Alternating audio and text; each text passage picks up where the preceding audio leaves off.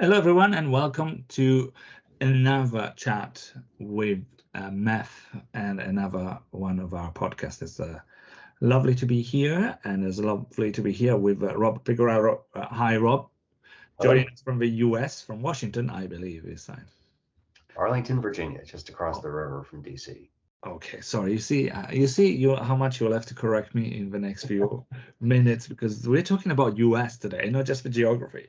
But thanks to Rob's extensive knowledge as he's a journalist commentator on the technology and telecom industry for more than a quarter of a century, I believe, starting from the Washington Post and then more recently working for a plethora of things. I should just mention maybe the CNN, Yahoo, USA Today, Fast, and I think there's more, Rob, which you've been. That company, PCMag, Wirecutter. There I we try to keep busy. Well, and then today I wanted to keep you even busier because, as we've chatted before and so on, but you got this encyclopedia kind of knowledge in everything that happened there. And while the US, for somebody like me in Europe, is obviously the source of all the technology and all the excitement in the world, or just about, and then China is getting there, but definitely there's a big flag coming from US. And it hasn't always been so in terms of at least some of the adoptions of, let's say, mobile telecom. And Yes, indeed. I wondered if there is some historical roots there we need to dig up to understand better what's happening today and possibly what's going to happen tomorrow. Let's see if Rob you can help us to understand how we got here and what's the market for mobile in US. I have to remind here our readers and listeners and viewers that it used to be much different. This used to be your cell phone in the US. Hang on a second while I take this call. So, way back in the day, just the prospect of analog cellular, I recall reading about this at some point in the 1980s in one of my dad's copies of Fortune magazine or whatever, that it was going to revolutionize things. It wouldn't be just this gigantic car phone that only a handful of really well-off realtors or stockbrokers might have. It'd be something you could actually carry in a briefcase, like this Bell Atlantic Nokia phone from I don't know when. My wife picked it up at some point. Got to be a lot of stories in that. And so the FCC, the Federal Communications Commission, standardized on AMPS. I forget what exactly it stood for, Advanced Mobile something something, which was our analog cellular standard, and sold a bunch of licenses. They were very much regional. This phone here says Bell Atlantic, which is what Verizon used to go by when it was originally one of the companies split off from the Bell system, the original American Telephone and Telegraph, to try to get some competition. So there was Bell Atlantic, there was 9X, uh, SBC, Pac Bell, sorry, Pacific Telesis, Ameritech. And so you had these regional operations, and cell phones were these things that you could get, but they were only good for calling and I guess at some point texting. This is sort of before my time. And it was very much this kind of primordial ooze of the wireless industry where we had the technology, it was out there, but so many more advanced features were a lot of technological innovations away from coming into service. So rather than in Europe or some of the markets where we probably know by national carriers, the US started with almost a carbon copy of its fragmented regional operations, right? Yeah. Yeah. I remember the first time I looked at the wireless industry was a guide I did for the Washington Post in 1999 or 2000. And at the time, Bell Atlantic's tariffs, they were originally based in their service area. You would pay a little bit less per call per minute. But if you went to San Francisco or somewhere off the mid Atlantic and the Northeast, you would pay more than that. And it was accepted as well. Okay, you're just going to have to factor it in. If you live a transcontinental lifestyle, it will be a little more expensive depending on which carrier you use. There we go. And I remember some of the early excitement for the other licenses that came, but it was such an interest in licenses. But if I remember correctly, at one point they became a lottery. At one point there are special criterias or even special interest groups where were assigned some of the licenses. So on one side you had the big licenses, there were a lot of smaller one also be still regional and still be allocated, which made it a fantastic, who's list, because everybody seems to be trying and approach some of that.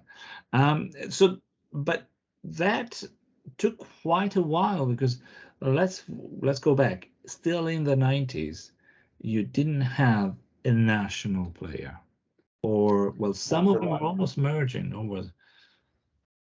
Yeah, we've sort of gotten to having originally 5 national carriers if you count Nextel, then 4, and now there's 3. It was a long series of mergers and acquisitions.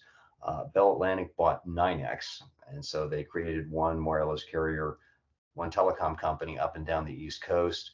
The former SBC started buying other parts of the former Bell system, and eventually bought what was the sort of stub remnant of AT&T that sold long distance, and renamed itself AT&T, even though the company that is based in Dallas is really not the company that was, had this huge operation in New Jersey where I grew up, running the nation's long distance lines. You had an AT&T bought Singular, there's another name from the past, and sort of made itself a national carrier. T-Mobile came on the scene when Deutsche Telekom bought a company called VoiceStream, which you can actually trace this lineage all the way back to a service called Sprint Spectrum, which was a big deal in Washington, D.C. around like the mid 1990s, because it was the first digital cellular system in the U.S., the first GSM-based system. And essentially some of that network eventually became part of T-Mobile years and years later. It's this complicated family tree. Sprint Spectrum begat so-and-so, begat so-and-so, begat VoiceStream, and now we're at T-Mobile. And, now you have a situation where it's not that hard to shop, unless you want coverage in a really rural area, in which case, T-Mobile is not quite as good as AT&T or Verizon. But you do have vigorous competition across the US, but it took a long time to get there, and it took even longer to consolidate on one standard where you can buy a phone from anybody, and with minor exceptions, they'll work on all the big 3 carriers. So a long time to come to what is now a 3 major plus a group of establishing smaller operator, and I guess a new license with Dish just being given out right now. We'll see if they make it to be number 4. They have a lot of work to do yet. They still have to start properly. So okay, that's but you say behind it a very big genealogy number. But before I go and ask you more questions, and I might on that, you also started covering something else that was not the sole characteristic of the US, but definitely a defining one: the freedom of choice for standards, right? So the land of the free. You could pretty much run your own network as you devise, as you wanted. But tell us a bit more about one of the people who probably put a lot of Washington Post readers to sleep while I was trying to explain. Singular uses TDMA, time division multiple access. Verizon uses CDMA, code division multiple access. For a while, I have here another souvenir. This is from Nextel. They used a system called IDEN, which was separate from those two. Sprint bought Nextel. My wife worked there. This used to be an hourglass. Now it doesn't work, just like Nextel's former network. And so the whole idea was we're going to have a competition. And I remember a lot of commentators taking U.S. regulators to task, saying this is stupid. The Europeans said GSM is a standard. We're going to do that. Everyone can innovate against that. And you don't have phones that are exclusive to one carrier or another. And in the US, we did not do that. And for a while, you had these 3 different systems: TDMA, essentially GSM, CDMA, which was Verizon and Sprint at the time. Nextel was IDEN, which was an entirely separate system. It allowed them to do this walkie-talkie mode for many years in the US. If you would go to any Home Depot or any kind of building supply, a home improvement store, you'd hear the chirp of contractors with their Nextel phones staying in touch with their work groups. It was the separate thing, was their exclusive feature. And eventually we consolidated. The big thing that made that happen was LTE, which is something everyone could sort of work for. And now with 5G, it is the same standard. There are still differences in terms of spectrum bands. T-Mobile has its 2.5 gigahertz mid-band spectrum. That's not the mid-band spectrum AT&T and Verizon use. Most phones, new phones, will support all these things. There's still differences. I've tested a bunch of phones for CNN Underscored recently, and some of the ones, the OnePlus phone and the Nokia X100, they basically don't have a CDMA radio, so they have limited compatibility on Verizon, which still has that part of the family tree. If you're in a Verizon LTE zone, no problem, but you could have an issue if you took one of these phones to a more rural part of the US. So through a long process of just sort of letting the industry work this stuff out on its own, we've gotten to the same place as the EU where everyone uses the same standard. And there's no question that if you buy a phone, it will at least have basic connectivity, voice, text, data functions, whatever carrier you put it on. Well, interestingly, that probably shaped as well the way you buy phones in US, right? That's Because another weird part. you don't go and buy a phone and then you choose a carrier. That kind of is You coupled. can, and more people do, but it's taken a while. The first big step, if you remember when Apple introduced the iPhone in 2007, Yeah. it was an AT&T exclusive, and it was really locked down. And it soon became apparent that this was a somewhat abusive relationship with, iPhone users on AT&T losing because they had to wait for things like MMS, mobile hotspot tethering, because AT&T was not ready to support them or was worried its network wouldn't stand up under that. And you couldn't take your iPhone anywhere else, certainly not when AT&T had it, locked. And in some cases, it just didn't support the right bands to use anyone else's 3G. T-Mobile severing the link between handset prices and subscriptions starting from 2013 onward, that was the big thing.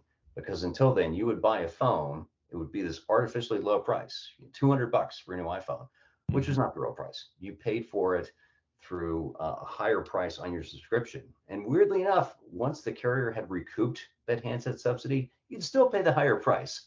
So you got a good deal for 2 years and then you got ripped off. T-Mobile said, no, we're going to be the uncarrier. We will just, here's our rate. If you want to pay full price for the phone, if you want to bring your own device, we won't punish you for that. You pay the same as somebody who buys the phone from us. And they figured out, we'll just do, pay as you go financing, loans, whatever. There were plenty of other ways to give people a cheaper upfront price without having this market distorting mechanism that left you paying a fake price for the phone and a fake price for the service, an equation in which the carrier always eventually won out. But let's challenge my first assumption there and said telecoms and mobile telecoms in US took a bit longer.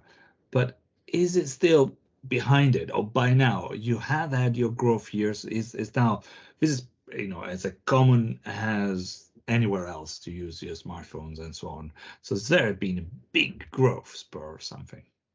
Yeah, I mean, you can sort of see the steady growth in the market and clearly the advent of the iPhone in 2007, although I'm old enough, actually somewhere in that closet, I think we may have an old Palm Trio phone, another souvenir. And then Android smartphones coming along not long after that really pushed up growth. And I think certainly the pandemic, when a lot of people, realized they needed a source of bandwidth, which in some cases, there are a sizable number of US households where the only form of broadband connectivity is via a smartphone, which they may tether off of, or maybe their only device. And so that was a real awakening moment for a lot of people in the US that, yeah, broadband is a utility. And we can't just act as if it's this luxury that only professional types need at home. Everyone needs it. So now we actually have a countrywide subsidy program run out of the Federal Communications Commission that if your income is below this level, you can get a subsidy to help pay for your connectivity. So the question now is, what sort of handset replacement cycles are we looking at? Those have slowed down a bit because I think people have recognized that if you go from an iPhone 12 to an iPhone 13, the new device is not going to rock your world. It's an incremental update.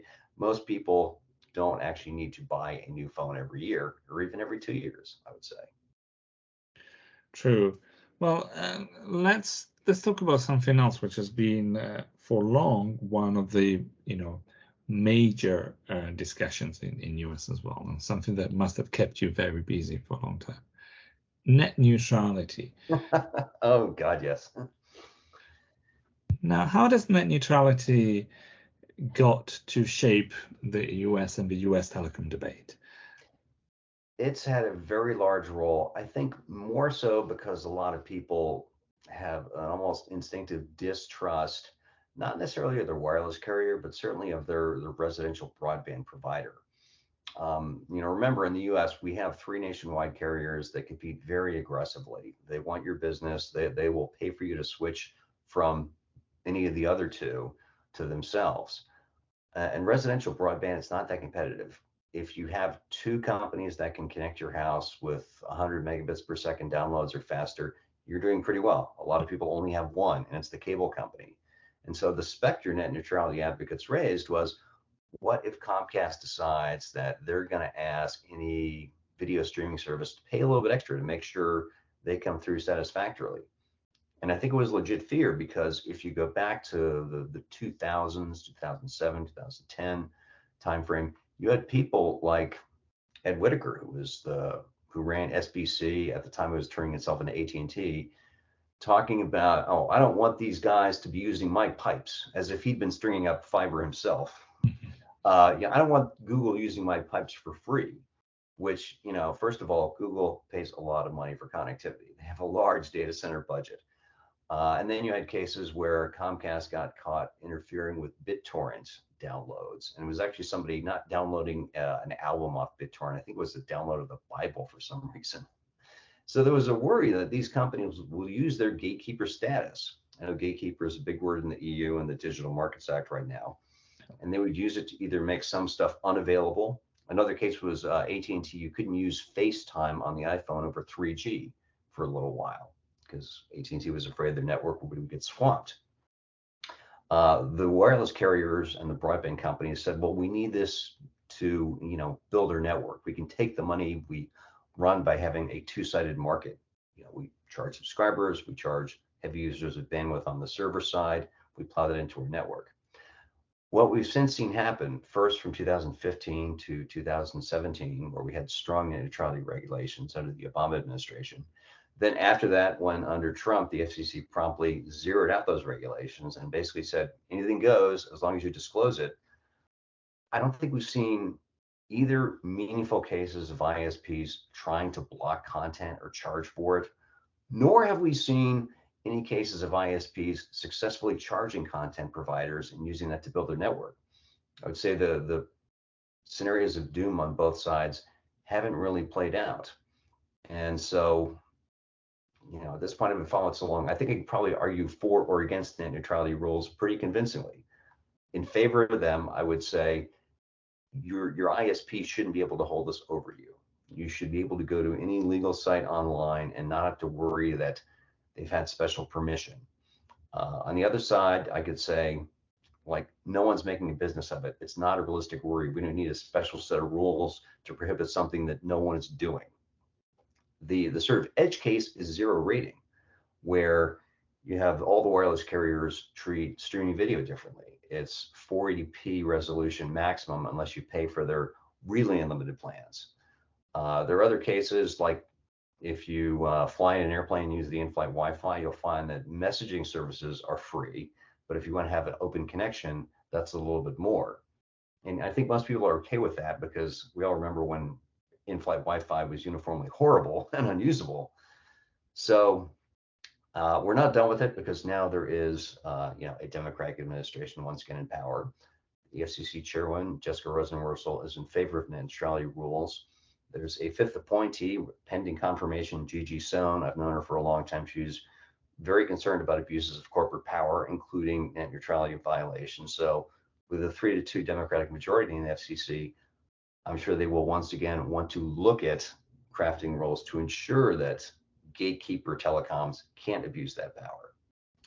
I have to admit, I'm probably showing my geekiness sometimes. The net neutrality debate was interesting, but you might have hinted at that. It seemed to have, taken so much of the energy within the regulators and so on.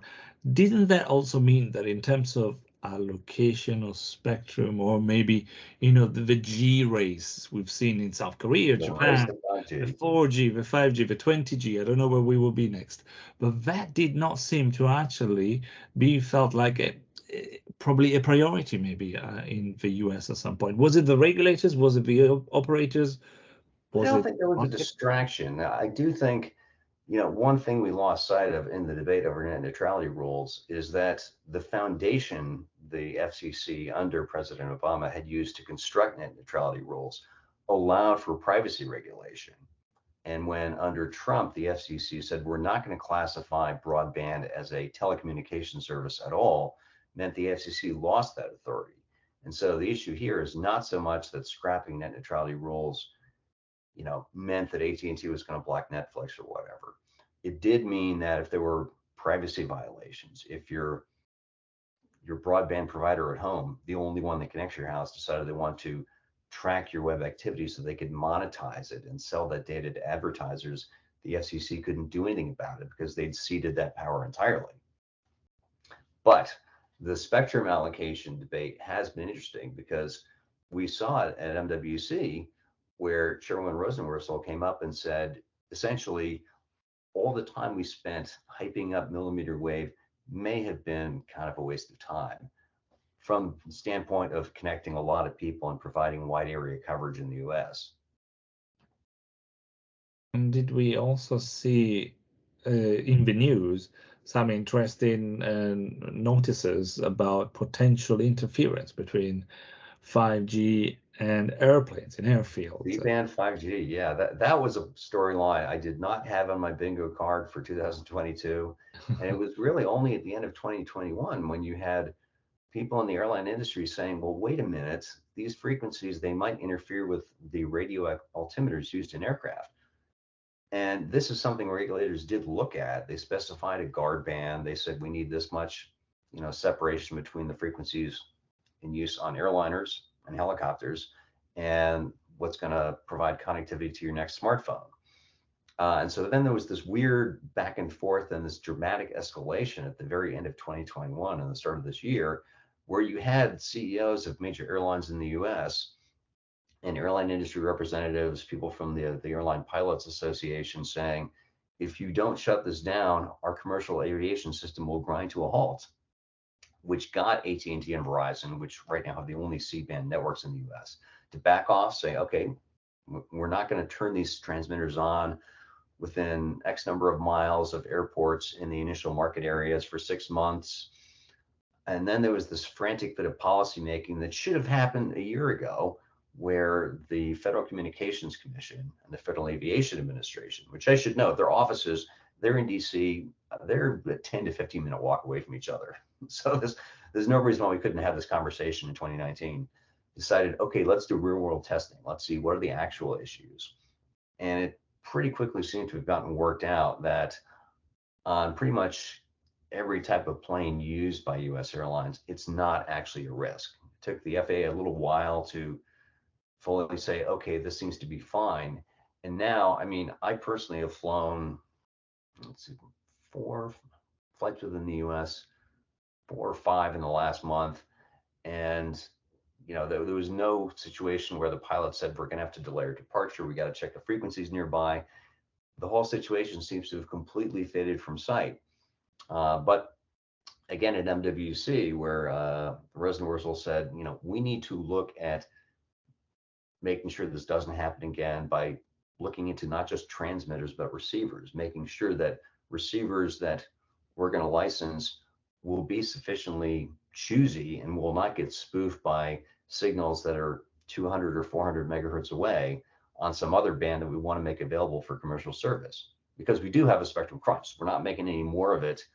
And if we try to use higher frequency bands like millimeter wave or even higher, you have real range limits that make them not nearly as practical as the bands that already have a lot of competing uses. And what is going to happen next on the allocation there? How seriously are we talking about 6G, or should the US look much more about the 5G implementation and 4G? I mean, what should be coming next? For a lot of US users, 5G itself is not very real. Right now, it's been this thing you've seen in the news where you have people making these incredibly gauzy, visionary predictions that it will make self-driving cars possible or robot surgery, which is ridiculous when they actually get a phone and it says 5G and it's only a low band 5G signal. So it's a little bit faster than what they had before, but it really feels more like 4.5G or 4.1G, and they can't figure out the hype. The real potential of 5G is coming with these mid-band signals. T-Mobile's 2.5 gigahertz signal, I've got a Pixel 5a here, and I've had downloads hit 500 megabits per second. And that's on, unlike millimeter wave, where you need to be standing on this part of the street corner. And if you go 20 feet this way, you don't have the signal anymore. This is actually usable. T-Mobile's using that to provide fixed wireless residential broadband, and it's giving a lot of people a choice in residential providers that they didn't have before. Verizon is doing the same thing with their C-band, but I have to admit I haven't tried it yet because Washington, D.C. is not among the first 46 markets. We're left out, so is Denver and Atlanta, which is just an artifact of which spectrum could be cleared when. Verizon is actually spending an extra $170 million paying that to a satellite operator to clear out their 5G spectrum their C-band spectrum faster. AT&T is further behind. They have C-band in only 8 markets, most in the South and Southeast, and I haven't tried that anywhere. But as these two carriers bring this coverage to more of the US, 5G will get more real. I can tell you I haven't had a single reader ask me about 6G, and I'm pretty happy about that because the concept, you've heard people talk about this. If you're talking about using spectrum even higher frequency than millimeter wave, how hard is that going to be to use? Will I have to stand will it be an angel standing on the head of a pin that can actually receive this bandwidth? I am a little skeptical. We're back at cable then, in the old cycle of history, everything recycled itself. But in terms of spectrum allocations, I get I can see that by now the entire world is looking similar, and with some notable exceptions, maybe I should say, specifically in Asia and smaller geographic countries. Still the 5G deployment is underway, and it is happening. Well, great. So I'm gonna steal just one more of your prediction and analysis and so on. So what do you think of the next 5 years in the US market? I keep on saying I probably played a bit and said starting from a laggard. But are we going to see some real innovations now still coming from the devices, the network, the services? So yeah, I am a little skeptical of how much of a difference 5G can make to the user experience on the small rectangle of glass you carry in your pocket. There's just not that much, you can't get that immersed into it. There, you can say, oh, this movie will download in 10 seconds instead of a minute. But do you want to watch an entire movie on your phone? I've done it on airplanes. It's not great. It's not a really fantastic experience. App updates will be faster, but again, what's the actual upside? I think the most significant, most market disruptive potential is in fixed wireless, because if this can break up a lot of local monopolies, it certainly should cost less to extend mid-band 5G fixed wireless than it will cost to run fiber to the home or even fiber to the neighborhood. Because you just need to have that transmitter that'll have a good mile or so of coverage, maybe more, we'll see. And that's a lot cheaper than putting fiber in a trench or stringing it from utility pole to utility pole. That's got a lot of potential. There's interesting use cases where you look at industrial settings where you can, use very fast 5G, millimeter wave, where you know where the receiver is, you know where the transmitter is. You can use that to put mobile edge computing to work in ways that you can't do right now. That's got some potential that, I think people won't appreciate, in the sense that, oh, millimeter wave made this possible. They will think, oh, okay, this device in this setting, this connected whatever, traffic light, airport display, whatever, has all these functions it didn't have before. There was this MWC 2-hour meeting about millimeter wave possibilities that emphasized, if you deploy it in a convention center, an airport, a mall, some fixed environment where right now coverage can get swamped, that could make a difference. But again, most of the time people don't spend a whole lot of time in those crowded settings. So I don't see any way that 5G lives up to promises that will it will make anything and everything better, which is something I remember the chairman of CTIA saying at some conference in San Francisco or Vegas several years ago. Our phones will get better, but if you talk to the average American, I think they would say, they don't necessarily need a faster phone. They want it to have connectivity everywhere instead of having a few dead zones. They want the battery life to get better, which is kind of separate from spectrum allocation decisions. Well, going back to memory lane, it seems to be talking about 3G again, which was the question again was bandwidth. Give me signals and data. At the time was the newish thing, but here we go again. So a few years later, I think we have a bit of the same happening. But good to know that customer experience, meanwhile, and choice might improve. Rob, that's probably all that I should be asking today, but has been great. I hope we can come and steal a bit more of your insight and your knowledge. A chance to dust off some old props here. Fantastic.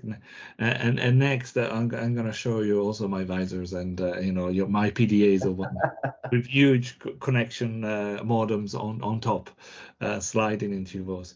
But perfect for us to talk to you and to dust off a bit, as I was saying, not just the phones, but the history books itself about the telecom years in US. So thanks again, and I hope we'll meet again soon. That would be great. Thank you. Bye-bye. Thanks.